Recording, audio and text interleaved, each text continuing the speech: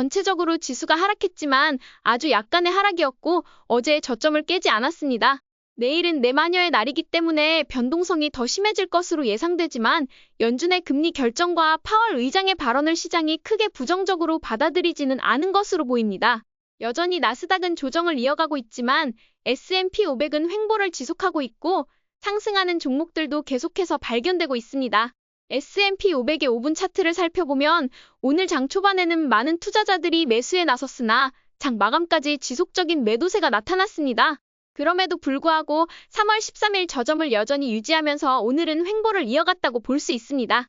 S&P 500 지수를 보면 저점이 계속해서 상승하고 있지만 현재 아쉬운 점은 10일 이동평균선을 이틀째 테스트하고 있다는 점입니다. 어제는 돌파 마감했지만 오늘은 장중 한때 돌파하기도 했으나 종가 기준으로는 아직 돌파하지 못해 10일 이동평균선을 테스트하는 중입니다. 내일 내마녀의 날의 변동성을 뚫고 시장이 올라갈 수 있을지 지켜보겠습니다. 동일 비중 S&P 500 지수는 현재 200일 이동평균선을 계속해서 테스트하는 중이지만 현재는 자금이 유입되는 것으로 보입니다. 나스닥 지수를 살펴보면 역시 10일 이동평균선에서 저항을 받고 있으며 저점은 계속해서 높아지고 있지만 횡보하는 흐름을 보이고 있습니다. 지난주 화요일에 저점이 형성된 이후 지속적으로 저점을 높이며 상승하고 있지만 10일 이동평균선에서의 저항이 다소 부담스럽습니다. 현재 조정이 이어지고 있는 상황입니다. 소형주는 10일 이동평균선을 무난히 돌파한 뒤 안착했으며 이제 21일 이동평균선을 테스트하는 모습입니다. 다만 전고점 대비 여전히 조정 국면이 지속되고 있습니다. 공포, 탐욕지수는 어제와 같은 21호 공포 사이클이 20일째 지속되고 있습니다.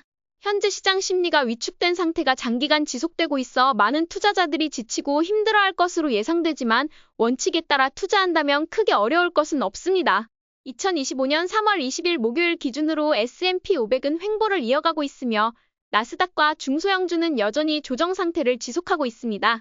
현재 저점이 상승하는 긍정적인 신호는 있지만 이동평균선을 확실히 돌파하는 신호는 보이지 않기 때문에 현금 비중은 0에서 20% 수준이 적절해 보입니다. 현재 시장은 매수하면 무조건 오르는 장세가 아니라 철저한 종목 선별이 필요한 장세입니다. 다만 이는 추세 추종 관점에서 바라본 것이며 단기 트레이더와 장기 투자자는 각자의 투자 원칙에 따라 전략을 유지하면 될 것입니다. 현재는 투자 경험이 별로 없는 트레이더들은 돈을 잃을 확률이 높은 장세이기 때문에 주의가 필요합니다.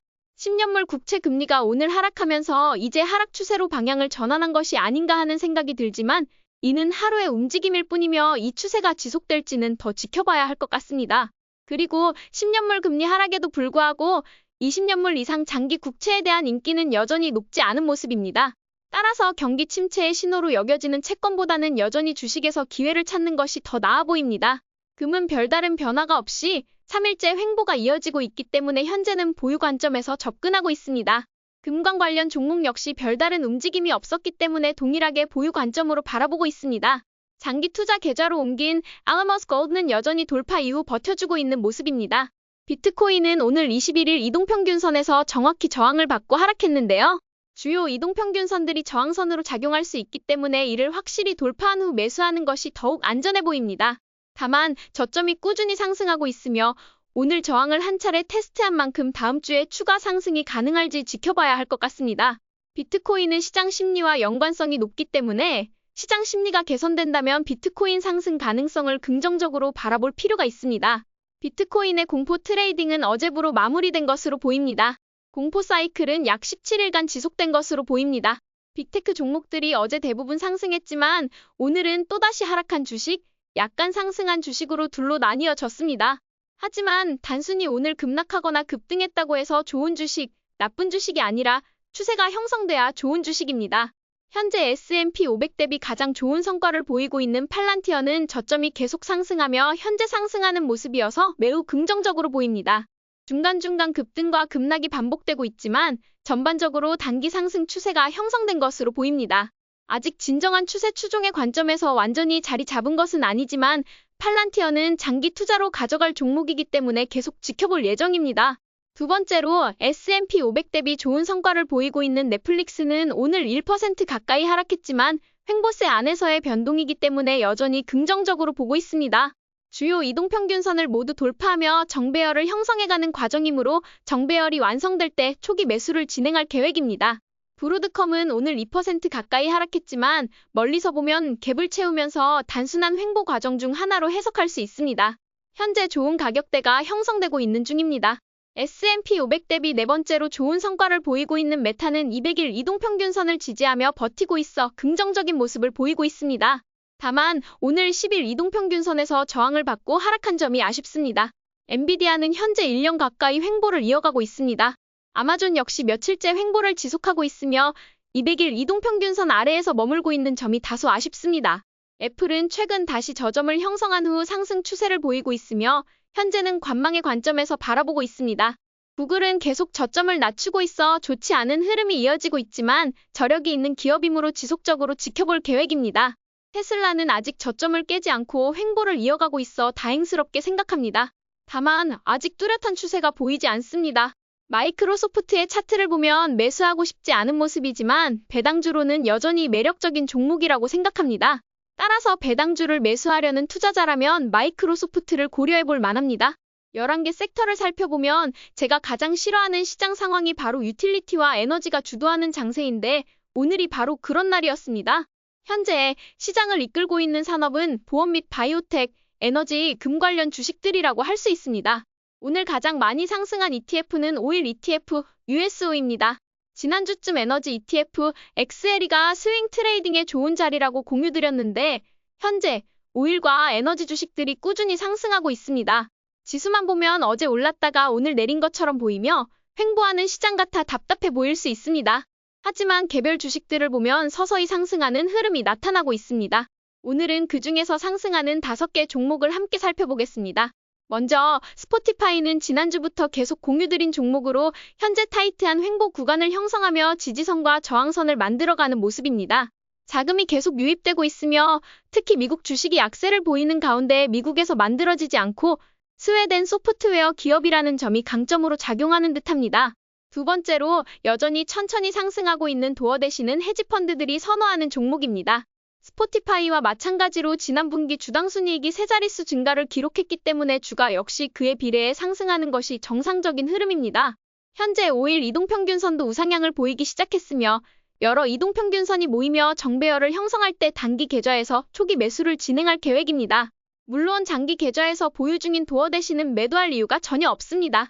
세 번째로 앞서 빅테크 종목 중 S&P 500 대비 가장 좋은 성과를 보이고 있다고 언급한 팔란티어입니다. 현재 계속해서 우상향을 이어가고 있어 긍정적인 흐름이지만 단점은 너무 많은 관심을 받고 있다는 점입니다. 그럼에도 불구하고 헤지펀드들 사이에서 인기가 많기 때문에 계속 지켜볼 계획입니다. 앞서 언급한 세 종목은 단기 트레이딩 관점에서도 좋지만 장기 계좌에서 모아가기에도 훌륭한 종목이라고 생각합니다. 네 번째로 더치브로스는 어제 돌파를 기록한 후 오늘 약간 하락했지만 어제의 저점을 깨지 않았기 때문에 현재로서는 긍정적인 상황입니다. 더치브로스는 스타벅스 초창기를 보는 듯한 느낌을 주는 종목이므로 계속해서 지켜보면서 이동평균선들이 정배열을 형성할 때 초기 매수를 진행할 계획입니다. 다섯 번째로 지브노브는 지수보다 먼저 3월 9일에 저점을 형성한 이후 지속적인 상승을 이어가고 있습니다.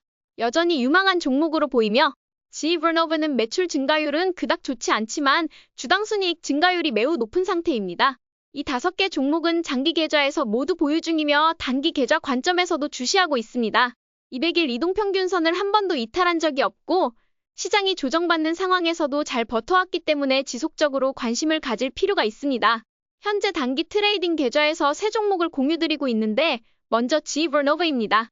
상승 추세를 그리고 있는 상황에서 매도할 이유가 전혀 없으며 만약 추세가 계속 유지되면서 수익률이 30% 이상 진행될 경우 단기 계좌의 주식을 장기 계좌로 옮길 계획입니다. 이전에 금광 리더 AGI를 통해 이 과정을 공유한 바 있으며 지브노브도 같은 흐름을 보이면 과정 전반을 공유드리겠습니다. 랜드브리지는 오늘 저항을 맞고 하락했을 때 25% 정도 추가 매도했습니다. 많은 트레이더들이 저와 같은 방식으로 매도를 진행한 것으로 보입니다. 다만 현재 조정이 단순한 저항인지 추가 하락할지를 더 지켜볼 예정입니다. 현재 오일 섹터 전반이 강세를 보이는 상황에서 포트폴리오 분산 측면에서 보유를 유지하고 있습니다. 세 번째로 공유드리는 가든 헬스는 오늘 3% 가까이 하락했습니다. 이 정도 하락은 다소 부담스럽지만 바이오텍 종목은 원래 변동성이 크기 때문에 손절 라인을 다소 여유롭게 설정했습니다. 만약 내일도 추가 하락한다면 매도를 진행할 것입니다. 상승하지 않는 종목을 단기 트레이딩 계좌에서 오래 보유할 필요는 없습니다. 다만 Garden Health는 장기적으로 봤을 때 리더 주식이기 때문에 모아가도 나쁘지 않은 상황입니다. 오늘의 결론은 여전히 변동성이 존재하지만 단기 상승 흐름이 이어지고 있다는 것입니다. 그리고 2월부터 이어진 급락에도 불구하고 여전히 버티고 있는 5개 종목을 살펴보았습니다. 이 종목들이 좋은 이유는 200일 이동평균선을 한 번도 붕괴하지 않았으며 실적이 매우 우수하고 헤지펀드들의 관심을 받고 있기 때문입니다. 저는 기술적 분석, 실적 분석, 헤지펀드 수급 분석 이 3가지 요인이 맞아떨어지는 종목을 가장 중요하게 보고 있으며 앞으로도 계속 지켜볼 계획입니다. 사이클이 조정을 겪고 다시 시작될 때 리더 주식은 지난번과 다를 수 있습니다. 지난번 리더는 팔란티어, 아스트로랩스, 레딧, 엠너빈 등이었지만 이번에는 어떤 리더가 등장할지 지켜볼 필요가 있습니다. 다만 결국 새로운 리더가 나온다면 현재까지 가장 강한 반응을 보이고 있는 5개 종목 중에서 등장할 가능성이 높다고 생각합니다. 오늘도 저희 전략이 재미있으셨다면 좋아요와 구독 버튼 눌러주세요. 지금까지 방구석 헤지펀드 매니저 라일라였습니다. 감사합니다.